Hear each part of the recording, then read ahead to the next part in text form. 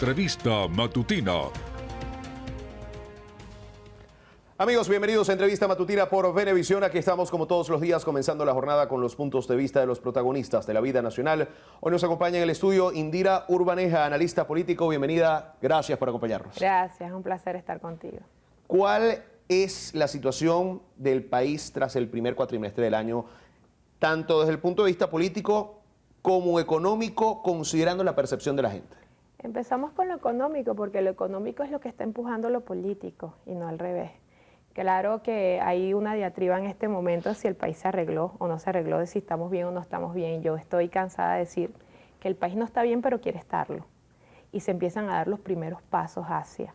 Hay un país, hay una sociedad, tanto en lo económico como en lo social, que no se niega, no quiere fallecer, que quiere resurgir y que quiere dar pasos hacia adelante. Y eso está empujando los cambios políticos. Esa sociedad que cansó también de la diatriba política y está diciendo nosotros queremos salir adelante. Se cansaron de la pelea Guaidó-Maduro y entonces dicen, bueno, vamos a producir, vamos a emprender, vamos a seguir hacia adelante, y eso empuja a su vez la necesidad de que hayan acuerdos políticos para fortalecer de alguna forma ese crecimiento que se está dando más bien desde la base social hacia arriba, que normalmente debería ser al contrario, porque deberían de ser los políticos quienes ponen la agenda en la mesa, pero aquí se está dando en caso contrario, pero eso es positivo para el país. No estamos bien, todavía faltan muchas cosas para decir que estamos bien, como por ejemplo mejorar nuestro sistema de salud, los servicios públicos y de verdad avanzar a una economía productiva, porque lo que estamos viendo es una mejora, realmente un repunte en lo comercial, ¿no? Lo que seguimos viendo, aperturas de nuevos comercios, restaurantes, tiendas, pero tenemos que ir hacia lo productivo, hacia lo sustentable, que es la apertura de fábricas de producción, pero eso no va a ocurrir si no tienes también servicios públicos de calidad, porque cuando encendamos la primera planta o la primera fábrica nos vamos a quedar sin luz. Entonces todavía hay muchas cosas que resolver, pero no se trata de ser fatalistas, pero tampoco de ser los mejores optimistas y decir que ya todo está bien, tenemos que seguir trabajando. ¿Hay voluntad de la gente en este momento de conectarse un poco más con la política o seguimos en la misma dinámica patente, evidente, de desconexión de la población de la política para enfocarse en ver cómo logra su sustento, cómo logra que su familia pueda tener el pan de cada día en la mesa? Las personas y los venezolanos se desconectan de la política por dos factores esenciales. En primer lugar, la necesidad propia de resolver su situación, ¿no? Yo no puedo dejar, yo tengo que escoger entre producir, entre comer o dedicarme a la militancia, al ejercicio de la política o al activismo político. Pero en segundo lugar, también la desconexión ocurre porque hay una decepción de la sociedad en referente al liderazgo político. Entonces la gente dice, bueno, pero también como para qué me voy a incluir en la política si esta gente que está aquí no me gusta lo que hace o no me representa o no me ofrecen nada. Pero yo creo que en todo caso, a medida que el país se va abriendo, a medida que vayamos avanzando en una normalización y una estabilización, eso también puede traer como efecto colateral que la gente entonces quiera dinamizarse, quiera participar y poner nuevos liderazgos en la mesa, que es lo que nos hace falta ahorita. Diálogo. Se ha hablado de diálogo. Es el mantra de la política venezolana, principalmente de la oposición, que se ha hablado mucho que la oposición tiene que ir primero a un diálogo. ¿Hay voluntad en este momento dentro de los partidos políticos de sentarse en una mesa a conversar? Es que ya no es un problema ni siquiera de voluntad, es un problema de necesidad, y lo acaba de ratificar el secretario de Estado de los Estados Unidos, Anthony Blinken, en su llamada a Juan Guaidó, y le ha dicho, o sea, tienen que trabajar por recuperar el diálogo con Nicolás Maduro y con el gobierno. Y es una necesidad porque en ese término de que el país no está bien todavía, hay una cantidad de cosas que resolver que necesitan de un acuerdo político. Y ese acuerdo político solamente puede salir de un diálogo donde se siente gobierno y oposición. Entonces, el problema es la voluntad política de las partes. ¿Y qué esperan las partes para entender de que esto no se trata un tema de costo político y de ver cómo me arreglo yo para quedar bien en la mesa o no quedar bien en la mesa, sino cómo nos sentamos en la mesa para resolver los problemas estructurales de los venezolanos que todavía tienen necesidades, nuestros pensionados, nuestros jubilados, las personas que todavía no les alcanza el sueldo, porque estoy cansada también de decir que Venezuela todavía no son las 7.000 personas que tienen poder adquisitivo para comprar una entrada para un concierto. Todavía aquí hay personas que no pueden comprarse un medicamento, que no pueden cubrir su canasta básica. Y eso requiere de acuerdos políticos, y esos acuerdos políticos solo es posible mediante el diálogo y la negociación. Reorganización de partidos. Hay quienes hablan de que para poder sentarse en la mesa primero tienen que renovarse los rostros de los liderazgos de los partidos de oposición. Hay varios que ya han decidido emprender procesos internos. Pensando ya sin querer en un mediano y largo plazo de cara al 2024, ¿qué tan pronto debe darse esa reorganización de los partidos, esa renovación de los liderazgos y que aparezcan rostros frescos en la oposición venezolana? Van tarde, van muy tarde, porque incluso ya el PSUV les ganó, ya el PSUV renovó su directiva y ya están trabajando y ya están pensando en el 2024. La oposición, y esto siempre he sido crítica y voy a seguir siendo muy crítica, siempre llevan 5 pasos atrás de lo que es el gobierno. Entonces siempre quieren ganarle al gobierno, pero no se dan cuenta de que el gobierno siempre es más listo, más organizado y más disciplinado. Entonces fíjate algo, la democracia empieza en los partidos políticos. No se puede luchar por la democracia, no se puede decir que se es demócrata cuando no hay democracia en las estructuras partidistas. Los partidos tienen que renovar no nada más sus rostros y sus liderazgos, tienen que adoptar prácticas democráticas dentro de sus instituciones. Por ejemplo, ahora nosotros estamos tratando de defender la inclusión efectiva de la mujer dentro de los partidos políticos, más allá de la Secretaría de la Mujer, porque entonces parece que eres mujer, bueno, aquí te tengo la coordinación de mujer dentro del partido, pero no le dan una participación efectiva dentro de la estructura de decisión del partido. Y en cuanto a la paridad, al momento de postular los cargos a concejales, a alcaldes, a gobernadores, no hay una paridad efectiva por lo menos de género.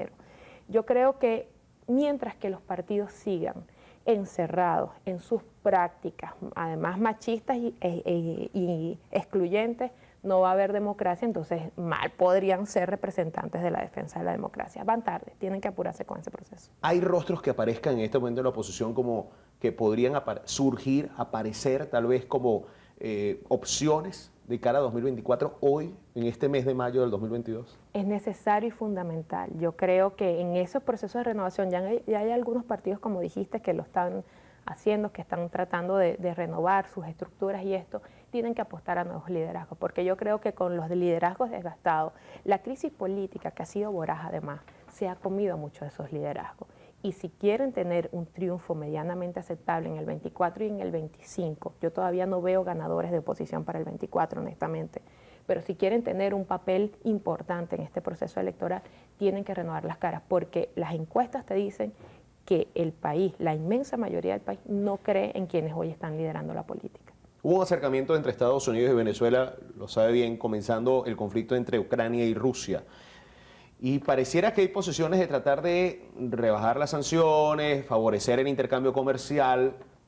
¿Cómo percibir el panorama, por lo menos en los próximos 6 meses, de ese intento de normalización de las relaciones entre Estados Unidos y Venezuela?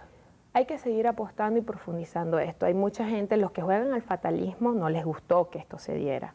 Y lamentablemente el país no puede seguir esperando a que haya una solución mágica.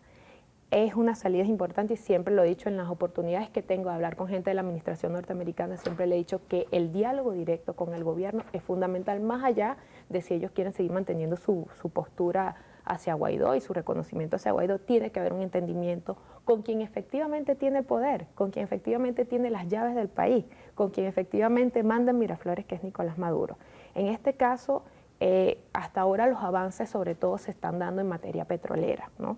La guerra con Ucrania ha incentivado la necesidad de una demanda energética que tienen que cubrir en Estados Unidos, pero además la posibilidad de que Estados Unidos reposicione su mercado petrolero con lo que es la región.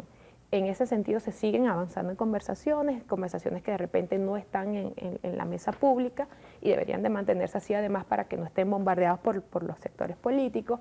Y en todo caso, bueno, se dice que si se vuelve al diálogo entre oposición y gobierno, es muy probable que veamos un relajamiento de sanciones de parte de Estados Unidos más allá de lo petrolero, como por ejemplo reapertura de embajada, por lo menos de consulado, y reapertura de vuelos entre Estados Unidos y Venezuela. Y aún así, a partir de lo que menciona, viene la Cumbre de las Américas, se ha dejado fuera a Venezuela, a Cuba, a Nicaragua. Reaccionó de hecho el canciller Félix Plasencia en torno a esto.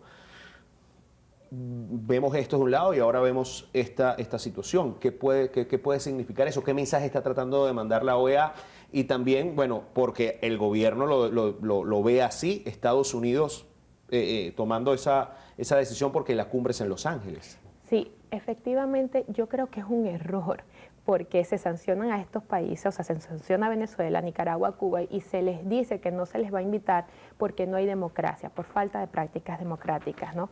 Pero yo siempre he dicho que más bien cuando tú los excluyes de estos foros, que supuestamente son foros para la democracia, entonces estás adoptando una política contraria a lo que defiendes, porque más bien, si yo quiero defender la democracia en estos países, más bien los invito y trato de que en este tipo de eventos o de foros traten pues de darse algunas conversaciones o algunos intentos para volver al camino democrático si es lo que ellos están alegando. A mí me preocupa una cuestión, bueno, no se va a invitar al gobierno de Nicolás Maduro, pero imagínate tú que se están moviendo los lobbies para que inviten a Juan Guaidó, por ejemplo. Entonces eso sería una seria contradicción porque Estados Unidos ni la OEA deberían de seguir promoviendo una figura que en definitiva lo que hace es crear una dualidad de poder en Venezuela que para nada es positivo para el país. Entonces yo creo, bueno, que en todo caso, si no van a invitar a Maduro, tampoco deberían de invitar a Guaidó, ¿no? Nos queda cuestión de un minuto. ¿Hacia dónde se encamina el mapa político de la América Latina? Porque vienen procesos electorales en Colombia, en Brasil, en varios países del continente. ¿Hacia dónde se encamina el mapa político? Hacia la izquierda, sin duda alguna. Hacia la izquierda, y esto tiene que llevar a la administración Biden a repensar su relación con la región. ¿Por qué? Porque ya este no es el escenario que tenía Trump en el 2019, que tenía a Macri en Argentina, que tenía a Piñera en Chile, que tenía, digamos, incluso ese grupo que se llegó a constituir llamado el Grupo de Lima, que era más que todo presidentes incluso de mucha inclinación hacia la derecha, que jugaban más hacia las políticas de Estados Unidos. Entonces, fíjate, yo creo que inclusive con la llegada de Petro a Colombia, que para mí desde mi análisis es inevitable, o sea, bueno, antier vimos que hubo un intento de atentado y yo le he dicho, yo creo que la única forma de que él no llegue al poder es que se lo impida y se lo impidan de una forma violenta. Yo creo que eso obliga, porque Colombia ha sido un socio estratégico de los Estados Unidos en la región, entonces obliga a Estados Unidos a repensar cómo va a actuar ahora en la región también. Pero la llegada de Lula también es eminente. Estaba viendo encuestas que tienen una brecha muy cerrada, muy pequeña, y además recordemos que Lula se fue con un alto nivel de aceptación del poder. Pero además Lula viene con una agenda de rehabilitar y reimpulsar el Mercosur. Y esto entonces pone nuevamente en el contexto a Sudamérica en una posición un poco contraria a lo que son las políticas de Estados Unidos, y por eso yo creo que se va a poner interesante la cosa. Esperemos, no creo que va a ser una izquierda radical. Yo creo que esto va a ir más a una centroizquierda, porque también se han dado cuenta que no hubo ningún proyecto o no prosperó esa idea de irnos a un radicalismo tampoco izquierda. Yo creo que vamos a ver una centroizquierda interesante y Estados Unidos tiene que pensar bien ese escenario. Gracias por acompañarnos hoy. A ti por la invitación, siempre es un gusto estar aquí. Estuvo con nosotros Indira Urbaneja, analista político en Entrevista Matutina por Venevisión. Amigos, gracias por acompañarnos, que tengan una excelente jornada. Continúen con más de nuestras mañanas informativas. Ya viene la emisión matutina de Noticiero Venevisión. Fuerte abrazo.